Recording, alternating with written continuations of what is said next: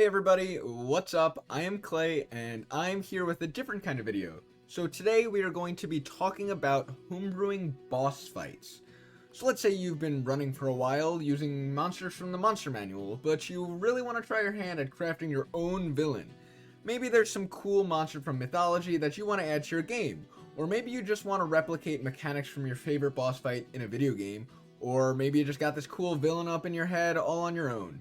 We're not going to be getting into the nitty-gritty of math and balance today because this video is going to go more theoretical in nature. I will be outlining the concepts that I believe you should consider when making a boss fight, and though I will give mechanical examples, applying these concepts will probably be a little different for every table depending on your party composition and the boss you'd like to make. But the goal here, and my earnest hope, is that we get your ideas flowing so that you can make your boss fight as memorable and as rewarding as possible. So what makes a memorable boss?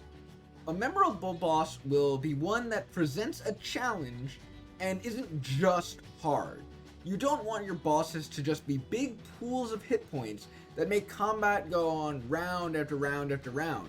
A really strong boss with a massive hit point pool could very well be a hard boss to defeat, but it sure isn't interesting. They don't really have a lot else going for them. If your players figure out the fight by round 2, but they still have to go through 6 rounds of combat to beat it, then they're going to get bored. It's just another chore they have to do. They've got to get the monster to 0 hit points in the same way they have to do the dishes. The fight has now become mundane, or even worse, a slog. Take it from me, I have run 4-hour-long combats before. None of your mechanics will remain interesting for that long, and what may start as a really cool encounter may grow to exhaust your players.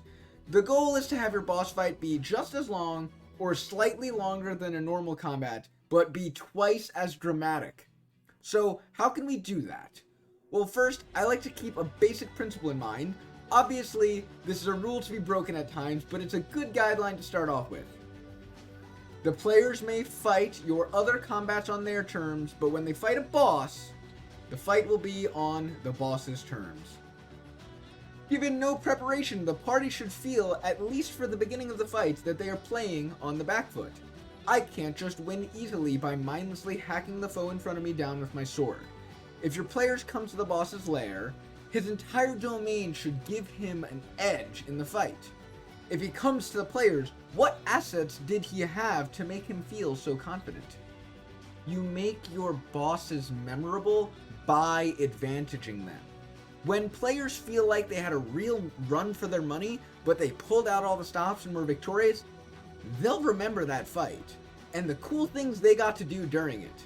It helps to make the advantages thematic if you can, but I don't necessarily know what kind of bosses that you are looking to make, so I can't answer the flavor for you, but I can help a little bit with the mechanics. Nevertheless, over the rest of this video, I'll try to differentiate my ideas across different sorts of bosses to get those brain juices flowing. What kind of concepts are we talking about? You might be able to conceive of more, but for today's video, let's start with 5 things to keep in mind. Answers, passives, stacking effects, preparation, and gimmicks. Answers are your boss's response to something initiated by the players. Legendary resistance are the classic 5e answer. Your wizard casts hold monster and my boss fails, so then I answer your spell by expending a legendary resistance. Or take the parry reaction that is baked into several monster manual foes. Your fighter rolls an attack with his greatsword that would hit my bandit captain, but I answer your attack by using my bandit captain's reaction parry. As a reaction, he adds 2 to his AC. Because of my answer to your attack, the attack now misses. This is the same premise with like the shield spell or counter spell, etc., but all of these answers are static. They make your player's cool thing fail within their turn. And sometimes that is just how the cookie crumbles, and sometimes it may be necessary. For example, if your party is high level, and they have a lot of spellcasters, well, maybe your wizard boss needs some legendary resistances and the ability to counterspell and dispel magic to even be a threat. But in my experience, too many static answers only satisfies the strategist type player. When I have a PC, I am a strategist. If I know the enemy spellcaster has counterspell, and I know a different player later in initiative has a strong spell that they want to cast, I may intentionally try to bait out the enemy's counterspell on my turn so that he can't use it later. But that's not every player. Sometimes players just want their cool thing to work within its own turn, and that's why we can start to consider some more dynamic answers. A well-implemented dynamic answer allows your players to affect combat in a way that isn't save or suck, while simultaneously doing your boss justice. Their abilities will work, but you're going to throw a wrench into them. For example, you could run a big barbarian boss and give him an ability that once per combat, at the start of his turns, he could let out this grand war shout and break all detrimental conditions on him. Stunned by the monk? No problem, you've got an answer. The stun still gave the rest of the party advantage until the boss's turn, but it didn't do its full effect. The boss answered the monk's ability with one of his own. He shouted and began to cleave into the nearest player, and that's what separates your boss from any old stat block in the monster manual. So also, what about like a mage with an arcane dispersal ability? As a reaction to failing a spell, your mage can choose to pass, but they instantly take 5 times the spell's level and damage. Now this is a little bit more dynamic than a legendary resistance. First, it only works on spells, and it can only be used once around, and your mage probably isn't going to want to use it on, let's say, a fireball. But if your player's hold person is dispersed, the mage will still take damage as a result of your player's action. He just won't be a big drooling mess waiting for the rogue to come over and just get free crits on him. I got another one. Let's say you have a rogue and a spellcaster in your party, and they've been making really good use of hiding in cover. How about if you throw a big earth elemental boss at them? And let's say that this earth elemental has a tremor sense and the lair action tectonic stomp. On initiative counts 20, the earth elemental will stomp the ground, sending a ripple through the earth directly towards one of them. They must make a strength saving throw or be knocked prone and tossed 20 feet. Since your boss will likely have other lair actions, this can't be used every round, but maybe it tosses them close enough for your elemental to get a round of advantage attacks against them. Developing mechanics which answer some of your players' abilities can lead to situations where they are playing from the back foot and thus they get creative, and can actually lead to cases where other players shine as a result of the boss having an answer for a different player. So let's use our example from before. Your earth elemental has tossed the wizard towards him, and he is going to walk over and get a round of advantage attacks on the wizard. But maybe in order to get those attacks off, the elemental has to provoke an opportunity attack against your party's rune knight. The rune knight chooses to grapple your boss rather than get a basic melee attack.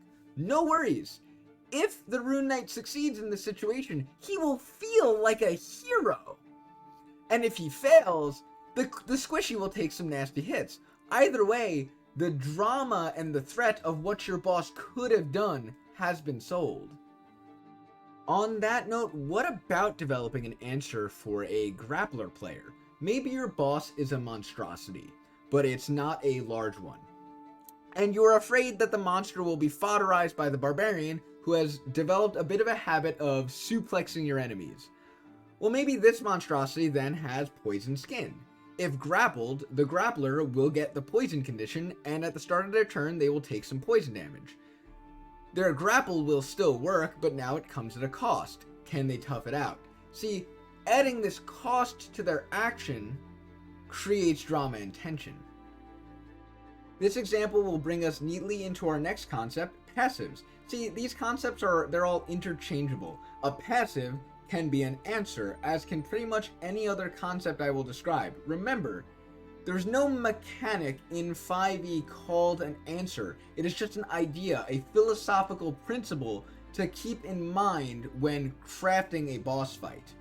The answers you may give your boss may be passives, actions, bonus actions, reactions, legendary actions, Colville-style villain actions, lair actions, or even just terrain.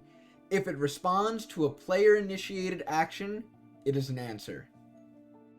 So I think I've talked enough for right now on answers as a concept, and I think any more would be overwhelming, so try your hand at developing an answer of your own. What you develop will depend on your monster and your player's general combat strategy, so your mileage is going to vary. Consider what their business as usual approach is to combat, and then think about where in that strategy you can toss in a wrench. So let's move on to passives. Passives are any sort of feature of your boss that requires no action to activate. They are always on. For example, resistances and immunities are passive effects. Now, passives can be static or dynamic, and both can actually be satisfying mechanics. Static passives are always true. They remove or restrict a tool that your players can use in the fight. The Ancient Red Dragon has fire immunity. None of the fire damage you do will have any effect. Or, if your last 5 boss fights were crushed by the Monk's Stunning Strike, perhaps you might give the next boss a high bonus to their Constitution saving throw, thus incentivizing the players to using a different strategy. On the other hand, dynamic passives require interaction to be featured. Take the Remoraz's Heated Body.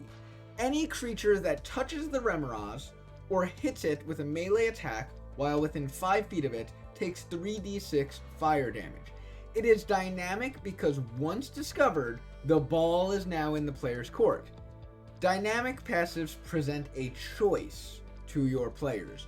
Do I maintain my strategy and continue hitting the monster with my sword despite the cost that I will take damage each time I hit?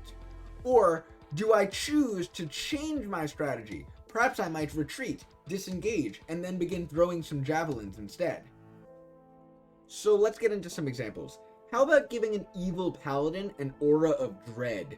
Any players within 15 feet of the paladin at the start of their turn must make a Constitution saving throw, or they will be overcome with dread, and can only take either an action or a bonus action on their turns, but not both, until they either leave the aura or pass the save on a subsequent turn.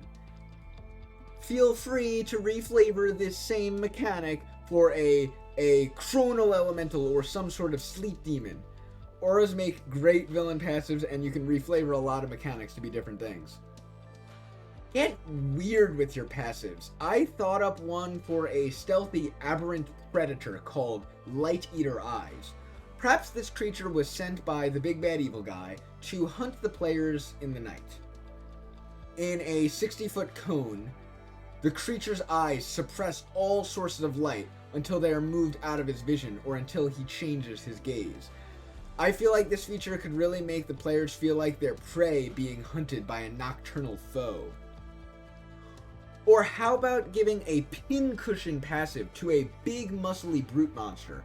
I'm picturing something like Muscular from My Hero Academia. Every time the boss suffers damage from a ranged weapon attack, describe how the creature pulls the arrow inside of its body, signaling a future mechanic. Then, as part of the creature's multi-attack, it gets an additional ranged attack for each projectile he was hit with in the last turn, as he recoils them out of his body and back at the party. Now, if the monster doesn't take any damage from projectile weapons, no problem, he just won't get those extra attacks. The archer is free to drop their bow and attack your hunk of muscle with a short sword once they figure out how this works. I've got an idea. Let's take some inspiration from the Basilisk's Petrifying Gaze and rework how it works for a mage villain. I think this mage's spellbook is just a mirror, and when the villain is subjected to an effect that causes a condition created by magic, he can attempt to reflect the condition to a target at the start of his turn. So how would this work? Let's say your cleric has Hold Person and casts it on the villain. At the start of the Barbarian's turn now, he can choose to avert his eyes from the mirror, but doing so would cancel out his advantage, thus losing him his chance at free critical hits. So the Barbarian chooses to take the risk and look while striking. He has to make a Wisdom saving throw, and if he fails, the effects of the Hold Person move from the villain to the Barbarian. These are just a couple examples of things that you can give your boss in terms of passives. For other cool passives, look to inspiration from the Umber Hulk's Confusing Gaze, the Shambling Mound's Lightning Absorption, the Gibbering Mouther's Aberrant Ground, or the Frost Salamander's Burning Fury. Let's move on to a concept I call stacking effects. These are any ability that adds a stack onto a target. Stacks may cause ongoing damage or some condition or both, and in some cases a boss may be able to pop stacks for a greater effect. Now, stacking effects are not a standard thing in 5th edition. I think the only one I could think of is like the Rust monster's ability to stack permanent detriments on non-magical weapons. So this concept might not seem intuitive to you at first, but I think that they actually can add a lot of drama and sense of urgency to a boss fight. So let me just get right into giving you an example so you know what I'm talking about. Take the Fire Elemental's ability to ignite a target for 1d10 fire damage until someone takes an action to douse the flame. Let's make that a stacking effect and call it Blaze. Every time the player takes fire damage, they receive a stack of Blaze. Limit this to 1 stack per round per player, or it will become way too overwhelming. Anyway, at the start of a player's turn, they will take 1d10 fire damage per stack now. Give them a way to remove stacks. Maybe a player must take an action to douse a blaze on themselves or another, removing up to 2 stacks at once. But let's also give a mechanic the boss can use to consume stacks. Maybe as an action, this fire elemental can use Phoenixborn. Once per combat, as an action, all stacks of blaze on the battlefield are extinguished on every player, and the elemental heals for 5 times the number of stacks extinguished. So if your players are just trying to DPS the boss down and are ignoring the stacking blazes on top of them, he's going to heal for more. One thing to keep in mind when making your own boss fight is to consider preparation. Suppose your boss knows the players are coming. Surely they've had time to prepare their forces, their buffs, and even the terrain of their lair. You give your boss an edge by having them start the fight with more preparation than the players. I recently ran a Forge Cleric against my party. Even though he was a higher level and had a minion, 7-2 aren't great odds, especially in a game where action economy is everything. But it was an awesome fight, because when the players showed up, he had precast Sanctuary on his minion, a level 4 aid on the both of them, a death ward on himself, and he started the fight with Spirit Guardians up. If the players were a higher level, I might have even stacked buffs further. Maybe I would have thrown in a Guardian of Faith or a spiritual weapon or both. But also think about what information your villain might have on the players. Maybe in an earlier fight, a minion escaped, and now the boss is filled in on how the players fight, so he can prepare some hindrances. So this video so far has been very much geared towards running a solo boss encounter without adding much adds, but minions can add an important layer to your fights. Maybe your players are high level and fighting a foe that they could reasonably kill easily if they're just allowed to dogpile on your boss. But how about if in the rafters your boss has a bunch of goblins who are serving him? Your players can probably dispatch these goblins with 1 attack or damaging spell, but they're tricky and they're trying to act more as the lair than to affect combat in a conventional way. Maybe they drop a portcullis, separating the party, preferably with some melees now unable to reach your boss. Maybe one of them drops a bald hornet nest onto your backline. The bees don't do a lot of damage, but the spellcasters must immediately make a concentration check at disadvantage. Maybe the goblins will open a hatch and drop some oil all over the battlefield and some gets on your ranger. Now the sorcerer can't easily throw a fireball into the room without risking to ignite his fellow party member. Terrain is also a part of your boss's preparation. It is their lair, after all. If the antagonist is a water genasi, let's say, have them fight the party in a murky pool in an underwater cavern. While in the water, players will suffer the normal complications of underwater combat, but in addition, maybe have the murky water allow the genasi to hide from the party more easily, leading to a cat and mouse type encounter.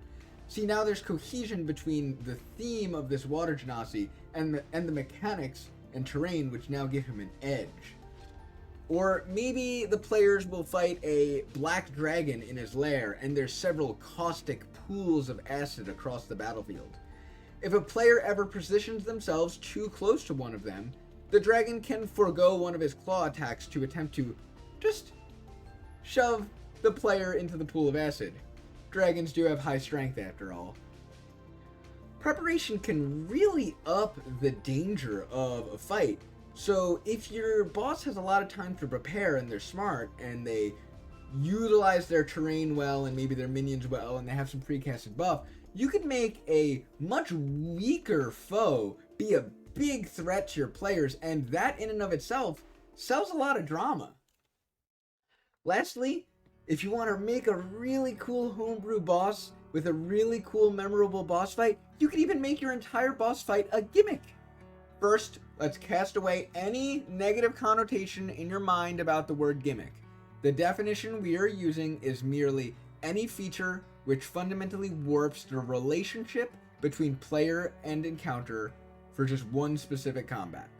A well-implemented gimmick, when supported by other mechanics in your fight, can become a great challenge for your players. They can add tension, they can add drama, and your players will have fun learning about how this fight differs from any other. So I will generally put gimmicks into two different categories. There are soft gimmicks, which incentivize engagement. The fight will be easier if your players choose to engage, but they by no means are required to engage with your gimmick in order to beat the villain. Hard gimmicks, on the other hand, require engagement in order to survive the combat. Just remember, no matter what kind of gimmick you employ, the same one cannot be reused in the same way with the same party, at least not without like a significant break in time. They have diminishing returns. So what's an example of some soft gimmicks? How about a cult leader siphoning HP from hostages? First off, this incentivizes your players a little bit away from throwing AoE with reckless abandon. There are hostages. If they want to be heroes, they've got to rescue them. As the cult leader takes damage, he will siphon vitality from the hostages in a dark ritual, healing himself greatly. For each hostage the players remove from the ritual circle, the boss will regain less health, but removing hostages requires the player's actions and movement. The fight is perfectly beatable without spending turns saving the hostages, but it's going to be harder because later in the fight the boss will heal for more hit points. Dare I employ the term splitting the party? Well, one time my players fought this noble Efreet spellcaster. At the start of the combat, he shifted half of the party into a kill box with a gargantuan greater fire elemental. These fights happened at the same time, using the same initiative, but there were essentially two different fight rooms. One combat, two fight rooms. As an action, a player could shift from one room to the other, but once on the Efreet's turn, he could shift a player as well. So he had some level of control over which party members were in which room, but if multiple players decided to use their actions to shift it around, he could only reposition one of them. Once again, this doesn't require players to engage in the shifting between rooms mechanic, but when they weren't, the fight was harder because the Efreet placed his foes exactly where he wanted them. Big tanky barbarian has to sit in his kill box and get burned by a fire elemental while he goes and fights the squishies. On the topic of splitting the party, let me give you another example of a gimmick a DM once used against me that I'll dub the split party Gauntlet. It was in a Viking setting and the main villain was the elusive Baba Yaga. In a climactic turning point in the campaign at around level 15, we had rallied all of the Jarls of the kingdom in one place to finally reveal to them and the world the secret threat that the party has been keeping at bay all this time.